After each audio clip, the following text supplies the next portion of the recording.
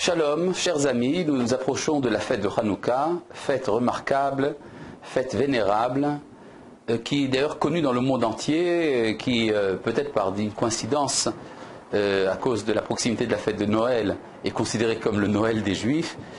La fête de Hanouka commémore et célèbre un événement fondamental, un événement capital de l'histoire d'Israël, la libération de la Judée et la purification du temple après la domination très prolongée des Grecs, séleucides, en Eretz Israël, qui avaient souillé le temple, qui avaient essayé d'introduire la culture hellénistique chez les Hébreux, et une petite poignée de prêtres de la famille des Kohanim, la famille des Hashmonaïm, s'est révoltée et n'a pas accepté la situation. Et finalement, après une guerre vaillante, d'une petite poignée de soldats contre un empire gigantesque, finalement, la Judée a retrouvé son indépendance et il y a eu donc la fête de Hanouka pour célébrer cet événement.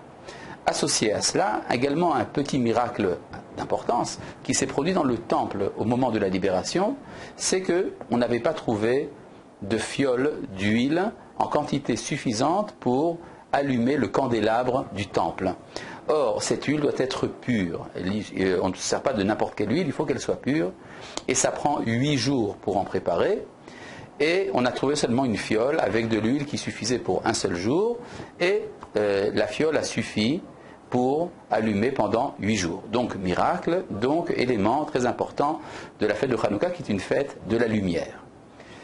D'après la loi juive, la halacha, il y a 2 commandements qui doivent être accomplis pendant les 8 jours de Hanouka. Le premier des commandements est peut-être moins connu, mais en vérité il est plus essentiel. C'est la récitation des louanges qu'on appelle le Hallel. Chaque matin, des 8 jours de Hanouka, on récite le Hallel. Et puis, le soir, on allume des bougies à l'entrée des maisons pour illuminer l'extérieur en souvenir du miracle de la fiole. Mais l'essentiel, c'est le Hallel qui a été institué non pas à cause du miracle de la fiole, mais pour célébrer l'indépendance d'Israël. Cet événement est extrêmement important pour l'humanité tout entière. En effet, s'il n'y avait pas eu cette révolte, eh bien, le monde entier serait resté sous la coupe de la civilisation hellénistique, mais pire que cela, le monde serait resté païen. C'est le polythéisme qui l'aurait emporté, et le monothéisme, en fait, serait resté un folklore local, un peu curieux, de quelques juifs en Judée, mais l'opinion générale serait restée l'idolâtrie.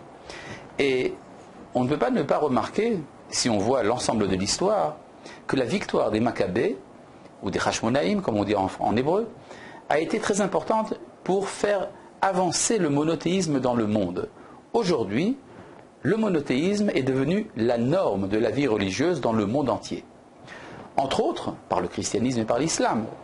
Mais on peut dire que ça va encore beaucoup plus loin. Il y a des sphères de civilisation, par exemple en Inde, en Chine, où même sans tradition chrétienne ou musulmane, il y a une tendance aujourd'hui à expliquer même le polythéisme comme étant une forme de monothéisme.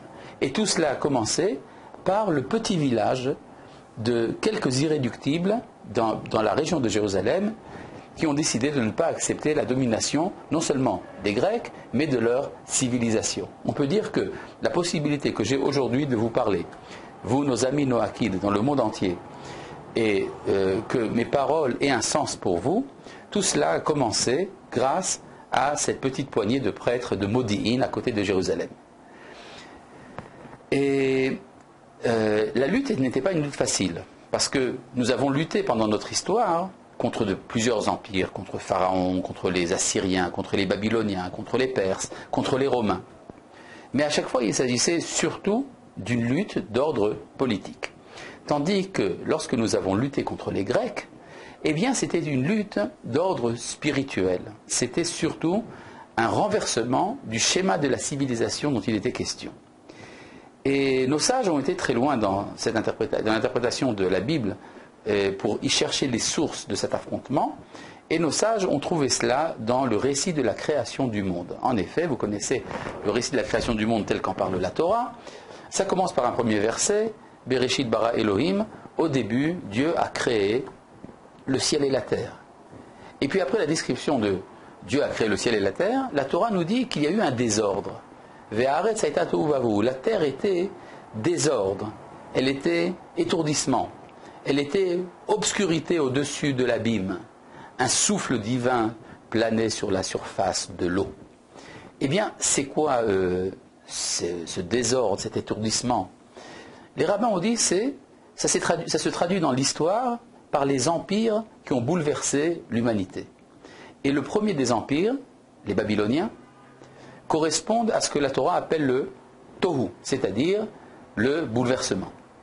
Et puis, ce que la Torah appelle l'étourdissement, bohu, c'est l'empire perse. Et puis, ce que la Torah appelle obscurité, rocher, eh bien, il s'agit de l'empire grec. Et ce que la Torah appelle l'abîme, Tehom, il s'agit de Rome. Et le souffle divin qui planait sur l'eau, il s'agit du souffle messianique qui vient renverser tout cela pour amener la rédemption de l'humanité.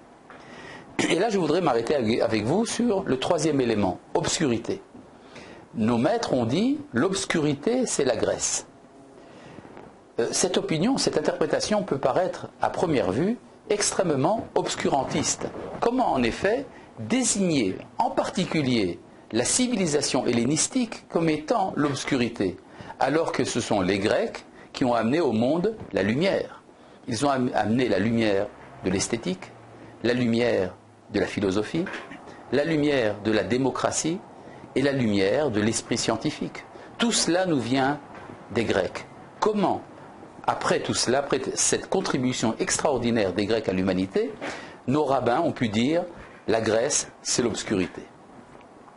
Il faut bien comprendre que pour les rabbins étaient tout à fait informés de la lumière des Grecs. Mais pour les rabbins, ça veut dire que quand il y a une lumière qui entre en rivalité avec une autre lumière, alors chaque lumière obscurcit l'autre lumière. C'est parce que la Grèce est lumière qu'elle nous obscurcit. Comment cela? Tout simplement parce que pour les Grecs, la lumière de la science humaine, c'est une lumière qui exclut la révélation de la parole de Dieu. Pour bien comprendre cela, il faut faire un petit historique. La première fois que les Grecs ont rencontré les Juifs, ils ont été frappés, ils ont été pris d'admiration. Nous avons des témoignages, par exemple, d'un des élèves d'Aristote qui s'appelait Cléarque. Aristote, comme vous le savez, était le précepteur d'Alexandre le Grand qui a amené les Grecs à conquérir le monde. Eh bien, Cléarque raconte que Aristote, donc le précepteur d'Alexandre, quand il a rencontré un juif sage du nom de Siméon. Siméon, c'est probablement celui que dans notre tradition nous appelons Shimon HaTzadik, Simon le Juste, qui était grand prêtre de Jérusalem. Et Aristote, d'après le témoignage de son élève, a été très impressionné par ce juif, qui était tellement sage, dit-il, qu'on aurait pu le prendre pour un grec. Alors vous remarquez tout de suite que pour un grec, ce qui va définir comme quelqu'un comme étant valable, c'est seulement s'il est capable de s'acquitter des exigences de la civilisation hellénistique. Il n'y a pas de valeur pour ce qui n'est pas grec. On peut dire à la limite que pour un grec, chaque civilisation, chaque identité humaine n'est qu'un cas particulier d'un grand schéma qui est le schéma grec. C'est-à-dire qu'on pourrait dire que dans leur vision du monde, pour les Grecs, un Égyptien, c'est un Grec à la mode égyptienne. Et qu'est-ce que c'est qu'un Babylonien? Eh bien, c'est un Grec à la mode babylonienne. Et qu'est-ce que c'est qu'un Juif? Eh bien, c'est un Grec à la mode juive. Mais fondamentalement, c'est tout la même chose. Il y a une civilisation qui efface les particularités, qui efface ce qui fait l'identité humaine dans toute sa richesse. Et effectivement, les Grecs, quand ils ont vu ce que les Juifs avaient à proposer, ils ont découvert la Torah. Ils se sont dit, c'est extraordinaire votre Torah, nous allons la traduire en grec. Effectivement, il y a eu ce qu'on appelle la version des Septante. 72 sages ont été invités par Ptolémée, le roi des Ptolémées à Alexandrie en Égypte, pour traduire la Torah en grec, ce qui a donné la version dite des Septante, la Septuaginta comme on dit en grec. Et pour les Grecs, c'était faire un grand honneur à la Torah, de la traduire en grec, c'est-à-dire de la faire accéder à ce qu'on appelle la culture générale et à poser la Torah, toute la Bible, dans la bibliothèque d'Alexandrie, dans une étagère d'honneur, à côté des œuvres d'Aristote et de Platon. Parce que pour les Grecs, la Torah n'était qu'une sorte de philosophie, la philosophie des Juifs. Et donc, qu'importe dans quelle langue elle est écrite, cette Torah, l'essentiel c'est de faire contribuer la Torah au patrimoine de la sagesse universelle. Le Talmud nous dit que le jour où la Torah a été traduite en grec, eh bien, l'obscurité est arrivée dans le monde et il y a eu 3 jours d'obscurité. Ça veut dire quoi? Ça veut dire que pour les rabbins, avoir traduit la Torah en grec, c'était ne pas la comprendre en vérité. Parce que la Torah n'est pas une sagesse, ce n'est pas une philosophie parmi les philosophies. La Torah, comme vous le savez très bien, nos chers amis, c'est la parole de Dieu. C'est le Créateur qui se manifeste et qui a quelque chose à dire. À partir du moment où la Torah est traduite dans la langue de la culture universelle, alors c'est comme si ce n'était pas une parole, mais une philosophie. Et c'est cela qui coupe l'humanité tout entière de la source de la vie. Donc le fait que nos ancêtres aient décidé de lutter contre les Grecs, c'était une entreprise non seulement de sauvetage du peuple juif, mais c'était en fait une entreprise de sauvetage de l'humanité tout entière, qui, s'il n'y avait pas eu cette révolte, serait restée coupée des sources de la vie. Et donc, il faut être reconnaissant pour nos ancêtres qui ont veillé à ce que la connaissance de la parole de Dieu soit sauvegardée dans l'humanité à travers le peuple d'Israël, réceptacle de la parole du Créateur. Le problème est que on a effectivement vaincu les Grecs, mais la question qui se pose est, est-ce que cette victoire militaire est une victoire véritable? Parce qu'on peut se dire, bon, c'est vrai, les Maccabées ont été plus forts que les Grecs. Les Maccabées ont réussi à rétablir l'indépendance politique de la Judée. C'est très bien. Mais peut-être que c'est les Grecs qui ont raison dans le fond. Peut-être que c'est eux qui disent la vérité quand ils affirment que la Torah n'est qu'un cas particulier de la culture universelle et non pas la source de la vie. Il fallait pour cela avoir l'assurance que c'était vrai ce que nous autres, les Juifs, nous disons. Eh bien, c'est pour ça qu'il y a eu un petit miracle, le miracle de la fiole d'huile. La fiole d'huile qui a brûlé pendant 8 jours était, si vous voulez, une sorte de clin d'œil.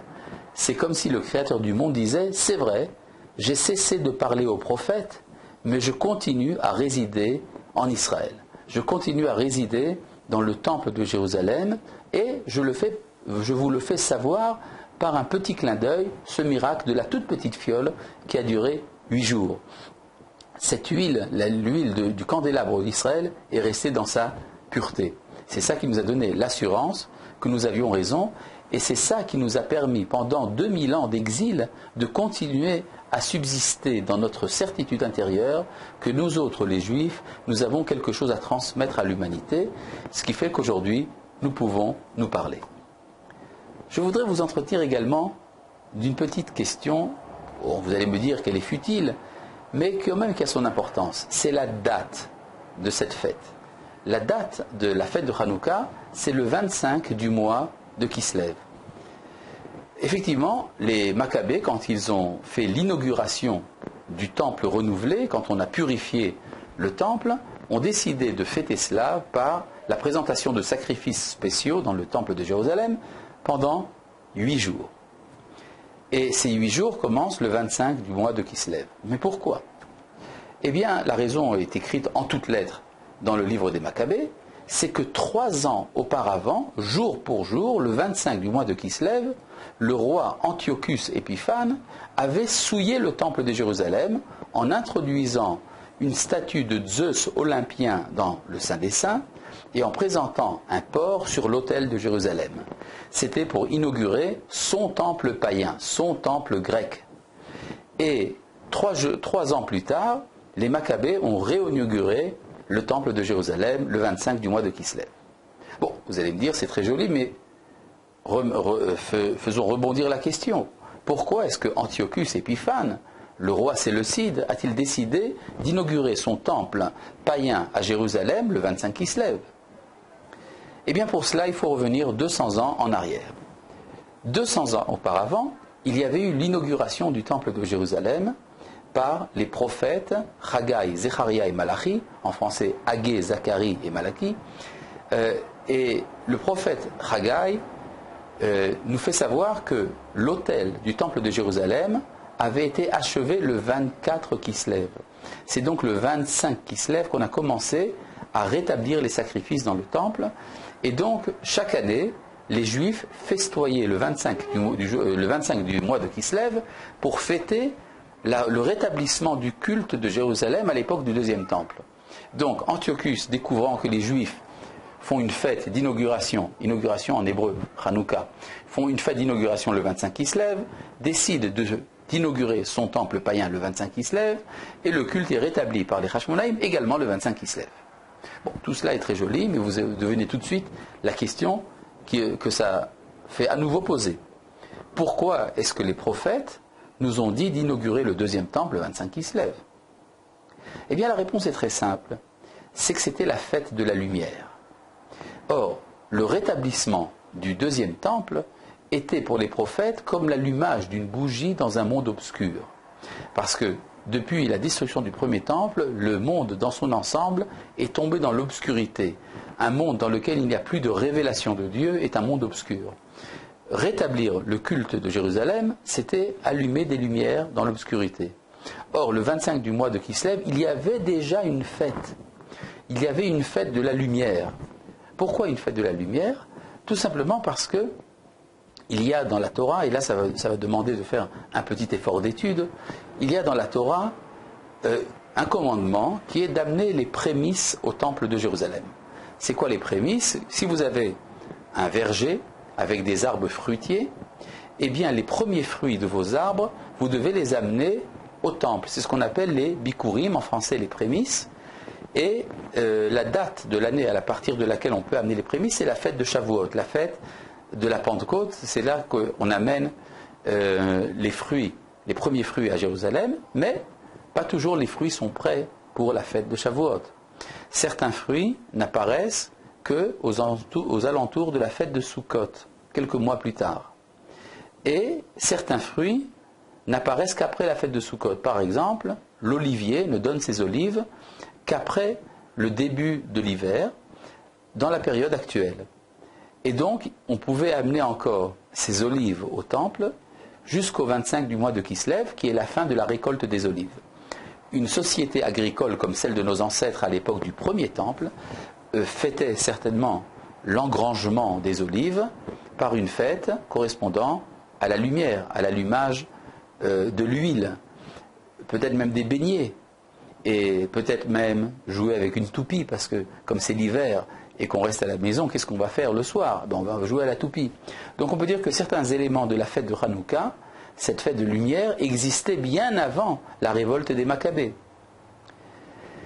Mais on peut se poser une question, mais alors qui est le premier être humain à avoir fêté la lumière à partir du 25 du mois de Kislev? Eh bien, c'est très surprenant, le Talmud nous dit que le premier à avoir fêté la lumière n'était autre que le premier homme, Adam Arishon, qui c'est raconté de manière un peu comme une fable, si vous voulez, dans le traité Avodah Zarah dans le Talmud. On nous raconte que le premier homme a fait son péché d'avoir mangé l'arbre de la connaissance. C'était le jour de la fête de Rosh Hashanah, à peu près au début de septembre.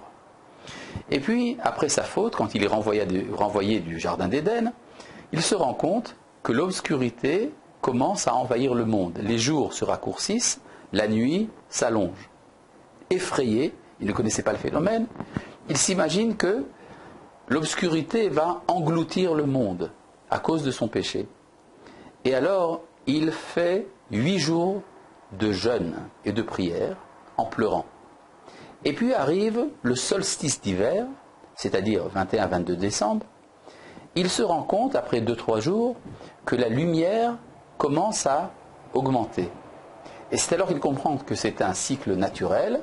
Et donc il arrive à peu près aux environs du 24 décembre au soir et fait une fête de 8 jours pour fêter la lumière. Et le Talmud nous dit, cette fête de 8 jours, inaugurée par le premier homme, est devenue une fête idolâtre, les Saturnales à Rome, ce qui a donné beaucoup plus tard la fête de Noël chrétienne. Mais d'après le Talmud, l'origine se trouve dans une fête à l'origine de l'humanité qui fêtait la lumière. Or, le 24 décembre, de manière moyenne, tombe également le 25 qui se lève. Donc on peut dire que le premier à avoir fait une fête de la lumière était le premier homme, ce qui accentue l'aspect universel de cette fête. Vous voyez donc que la fête de Hanouka et la fête, les Havdil, des Saturnales, qui est devenue par la suite la fête de Noël, ont une origine commune. Le fait que l'on remarque qu'à partir de ce moment-là, la lumière commence à augmenter dans le monde. Eh bien, ça veut donc dire que le premier à avoir fêté la lumière dans le monde à partir du mois de Kislev n'est pas le premier homme, mais le créateur du monde lui-même. C'est le créateur qui a décidé qu'il y aurait plus de lumière dans le monde à partir du 25 Kislev. Surprenant, si vous comptez les mots de la Torah en hébreu, et que vous cherchez où se trouve le mot lumière, eh bien vous découvrirez que c'est le 25e mot de la Torah. Et que c'est dans le 3e verset, ce qui correspond au 3e mois de l'année. On peut donc dire que dans l'ordre du cosmos voulu par le Créateur, la fête de Hanouka a son sens. Et ça veut donc dire que les fêtes transmises par le peuple d'Israël ont une origine ontologique, comme on dit, c'est-à-dire une origine dans l'être du monde. Et ce n'est pas pour rien donc que nos ancêtres ont purifié le temple le 25 du mois de Kislev.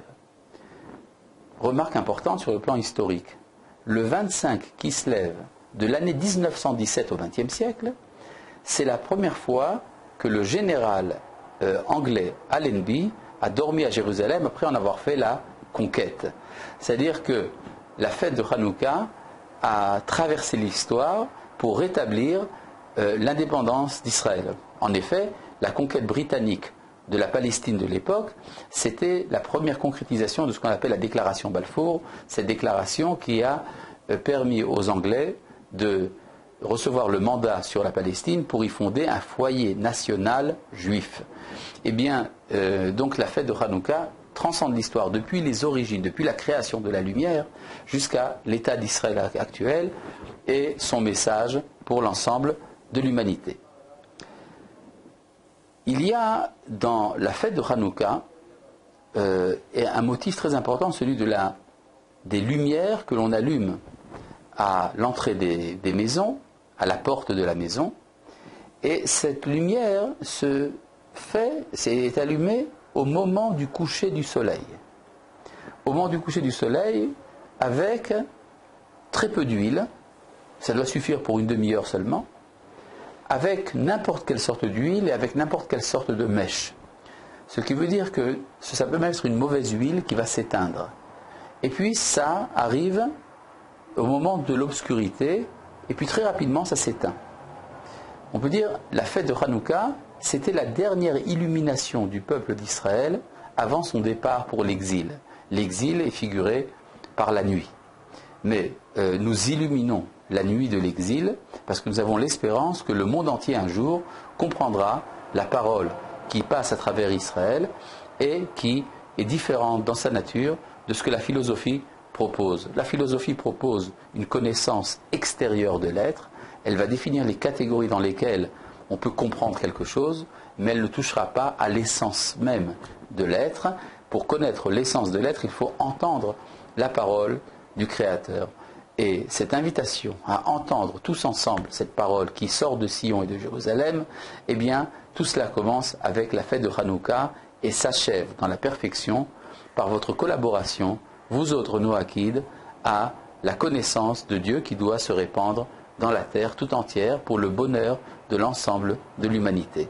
Bonne fête de Hanouka et j'espère vous retrouver très bientôt à Jérusalem, mais auparavant au séminaire Noachide qui se tiendra le 15 décembre 2013 dans la ville de Lyon. Vous pouvez trouver les informations sur notre site. Shalom.